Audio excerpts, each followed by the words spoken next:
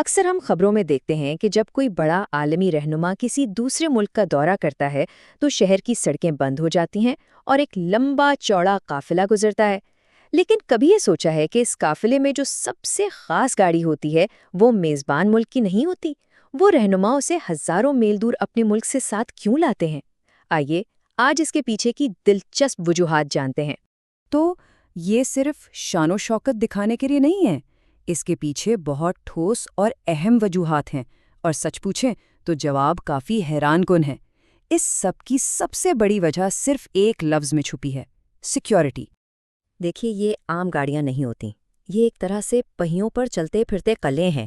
عالمی رہنماؤں کے لیے سیکیورٹی سب سے اولین ترجیح ہوتی ہے، اور اس معاملے میں ذرا سا بھی سمجھوتا سوال ہی پیدا نہیں ہوتا۔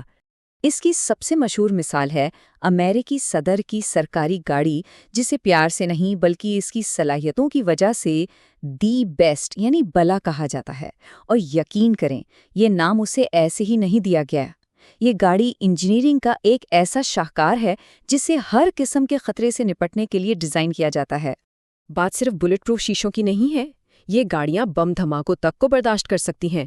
کیمیائی حملے کی صورت میں ان کا اپنا الگ آکسیجن سسٹم ہوتا ہے جو اندر بیٹھے لوگوں کو محفوظ رکھتا ہے، اور ان کے ٹائرز اس طرح کے بنے ہوتے ہیں کہ پھٹ جانے کے بعد بھی کئی میل تک بھاگ سکتے ہیں۔ اب ذرا سوچئے، کیا کسی مقامی گاڑی میں یہ سب مل سکتا ہے؟ بالکل نہیں۔ اس لیے اپنی گاڑی نہ لانا ایک بہت بڑا رسک ہے۔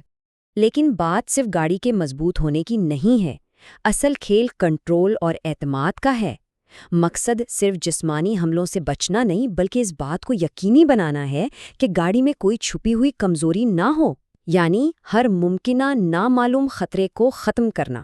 جب کوئی لیڈر اپنی گاڑی لاتا ہے تو اس کی سیکیورٹی ٹیم کو اس کے ایک ایک پرزے کا پتہ ہوتا ہے۔ اسے روانگی سے پہلے اندر اور باہر سے اچھی طرح چیک کیا جاتا ہے۔ اس کے مقابلے میں ایک مقامی گاڑی، وہ ایک نامعلوم خطرہ ہے۔ کیا پتہ اس میں کوئی سننے والا آلہ یعنی بگ چھپایا گیا ہو؟ کیا اس کی بریکس کے ساتھ کوئی چھیڑ چھاڑ کی گئی ہے؟ یہ وہ سوالات ہیں جنہیں کوئی بھی نظر انداز نہیں کر سکتا۔ اور سنیے، یہ گاڑیاں صرف ایک محفوظ بلبلہ ہی نہیں ہے، بلکہ یہ ایک چلتا پھرتا کمانڈ سینٹر بھی ہوتی ہیں۔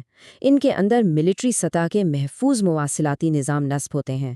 اس کا مطلب یہ ہے کہ رہنما دنیا کے کسی بھی کونے میں کسی بھی ہنگامی صورتحال میں اپنے ملک کے ساتھ پوری طرح محفوظ طریقے سے رابطے میں رہ سکتا ہے۔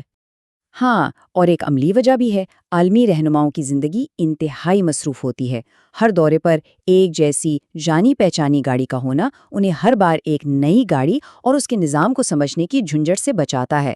اس طرح وہ اپنا پورا دھیان اپنے کام پر لگا پاتے ہیں۔ تو کیا یہ طریقہ صرف امریکی ہی اپناتے ہیں؟ جی نہیں، بالکل نہیں۔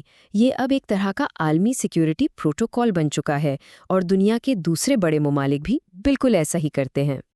جیسا کہ یہاں دیکھا جا سکتا ہے، صرف امریکہ ہی نہیں بلکہ روس اور چین جیسے ممالک کے رہنما بھی غیر ملکی دوروں پر اپنی ہی انتہائی محفوظ بختر بند گاڑیاں لے جاتے ہیں۔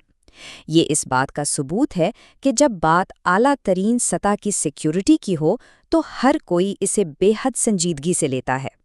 تو ان تمام باتوں کو اگر ایک ساتھ جوڑ کر دیکھا جائے تو اس کا خلاصہ کیا ہے؟ اسے سمجھنے کا ایک بہت ہی آسان اور دلچسپ طریقہ ہے۔ اسے ایک موبائل سیف آفس سمجھیں۔ یہ صرف ایک جگہ سے دوسری جگہ جانے کا ذریعہ نہیں، بلکہ یہ ایک ایسی محفوظ جگہ ہے جہاں سے ایک رہنما مکمل اعتماد اور سیکیورٹی کے ساتھ اپنا کام جاری رکھ سکتا ہے، چاہے وہ دنیا کے کسی بھی حصے میں کیوں نہ ہو۔ تو آخر میں ہم یہ کہہ سکتے ہیں کہ یہ صرف ایک گاڑی نہیں ہے، یہ سیکیورٹی، کنٹرول اور کمیونیکیشن کا ایک مکمل پیکج ہے۔ یہ ایک ذاتی ڈھال ہے، ایک کمانڈ سینٹر ہے، اور سب سے بڑھ کر یہ اس رہنما کے ملک کی خود مختاری کا ایک چھوٹا سا چلتا پھرتا ٹکڑا ہے جو اس کے ساتھ دنیا بھر میں سفر کرتا ہے۔ اب جب ہم یہ جان چکے ہیں کہ یہ گاڑیاں اتنی اہم کیوں ہیں، تو ذہن میں ایک اور بڑا اور دلچسپ سوال پیدا ہوتا ہے: آخر ان بھاری بھرکم قلعہ جیسی گاڑیوں کو ایک براعظم سے دوسرے براعظم تک پہنچایا کیسے جاتا ہے؟ یہ خود ایک الگ اور بہت مزیدار کہانی ہے۔